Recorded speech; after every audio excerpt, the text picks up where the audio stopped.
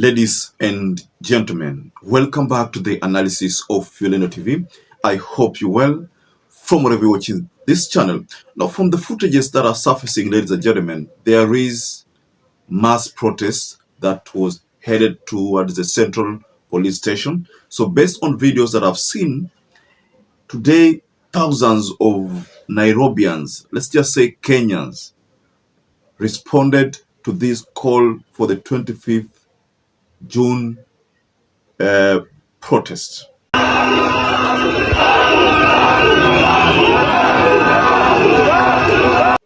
I call it protest because that is what we are seeing, ladies and gentlemen, but it's a very peaceful one. It's a kind of prayer protest, and we all know it's because of the finance bill that was the 2024-2025 finance bill. But again, the fact that demonstrators have gone to the central police station.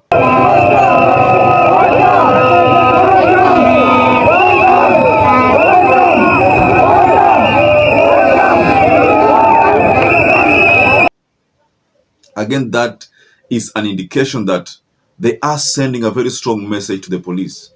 I mean, the police are the ones who are being communicated to here. You know that Central Police Station is still the crime scene for that case of Albert Ojwang. It has not been solved. So the fact that they went all the way to the Central Police Station, that is enough indication that they are passing a very strong message to the police that, look, we are not happy with you. Now, I have to be honest that the government has tried everything possible to make sure that this event is very peaceful, because they've been warned. They were warned by the ambassadors from Australia, UK, US, that joint statement that I shared yesterday. They were warned against interfering with the demonstration. Of course, you've also seen footages whereby there are goons spotted with rungus, goons spotted with other tools that they wanted to use to distract this kind of demonstration. So I must admit that at the time I was doing this video around 1:27, there was still calm, especially in the areas like Mombasa. Mombasa kulikuwa na maandamano kidogo, but not that much as what we are seeing in Nairobi. So I'd like us to go through a couple of footages here, ladies and gentlemen. There's also a footage of Kalonzo Musyoka. There was one of Eugene Wamalwa. And by the way, I even saw Murkomen, in the streets. So before we explore this story further, ladies and gentlemen, so before we get further on this analysis, ladies and gentlemen, kindly like this video, subscribe to this channel if you had not subscribed before, and to our existing subscribers, thank you so much for your support. So looking at what you're seeing on your screens, especially that footage, that is a footage of Kalonzo Musyoka. Kalonzo Musyoka with demonstrators in the streets of Nairobi. There is also another video. Now this second video is a video of BABU OWINO.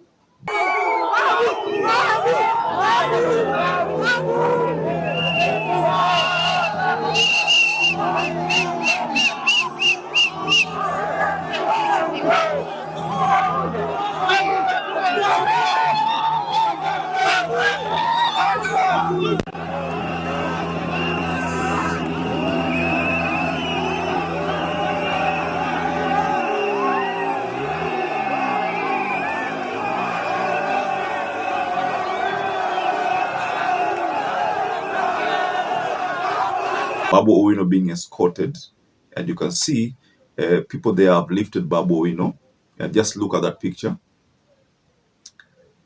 Now those are demonstrators, ladies and gentlemen, and they seems to be appreciating the fact that BABU OWINO is the street with them. And looking at that video again, that's a very strong message being sent to the likes of SAKAJA. Remember, BABU OWINO was initially accused by some people from the county government that at yeye atafuel animosity. That's why there were t-shirts which were allegedly printed. Those t-shirts had written BABU OWINO 2027. So hile ilikuwa ni, according to what people are saying, it's like a strategy by the county government to taint the name of BABU OWINO should goons be spotted on the streets.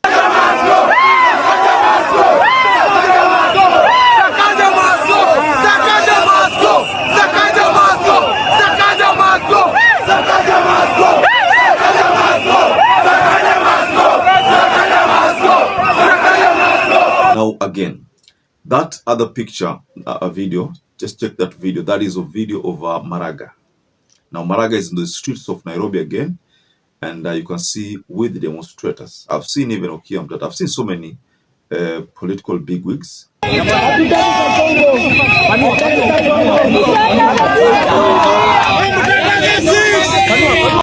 So those are enough indication that everybody seems to be, agreeing with the Gen Z's movement.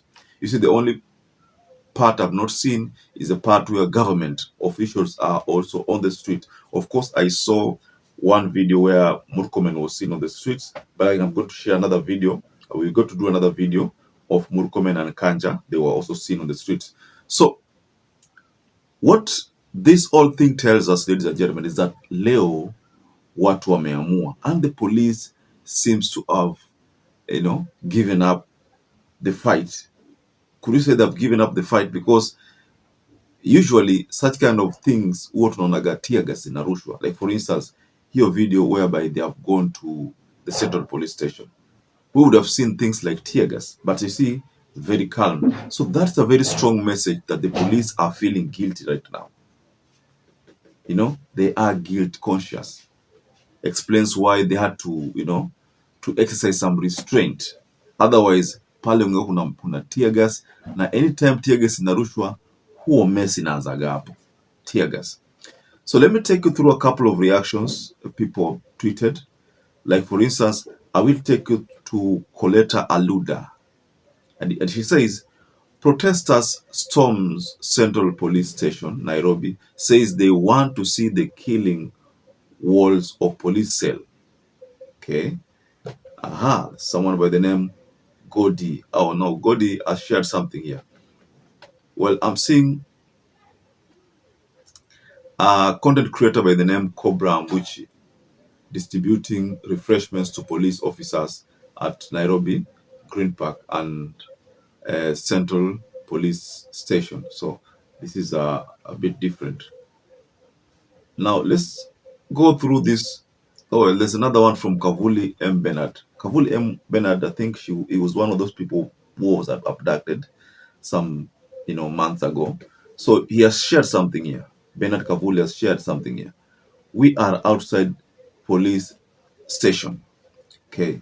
I understand people are demanding for those cells. You see the cells pale ambapo watu wanashikwa, wanauliwa, those kind of things. Let's still go through this. There's someone by the name Bukangesa Omolo says, the Central Police Station is a crime scene. One comrade has been shot with a rubber bullet. Let's raise the banner of the red flag. When the masses are aroused and women rebel and youth agitate and the peasants march, no force shall break this movement. So he tells us that one person has been shot with a rubber bullet. Well, now there's a bizarre incident here.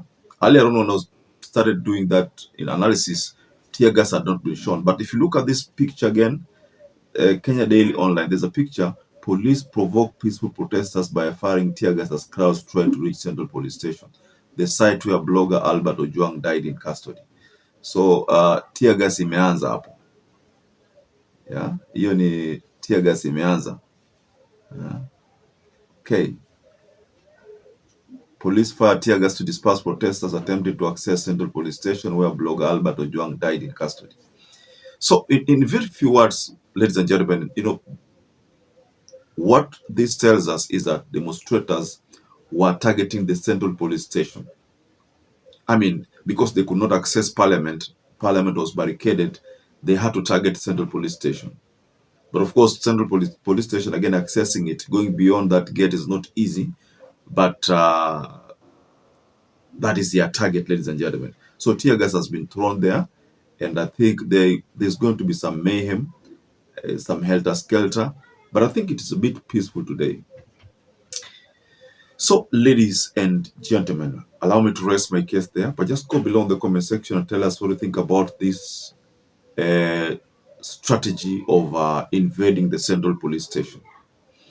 So perhaps if you're watching this video and you've not subscribed, take 1 second and subscribe, like this video. Until you catch up again, stay safe and stay blessed.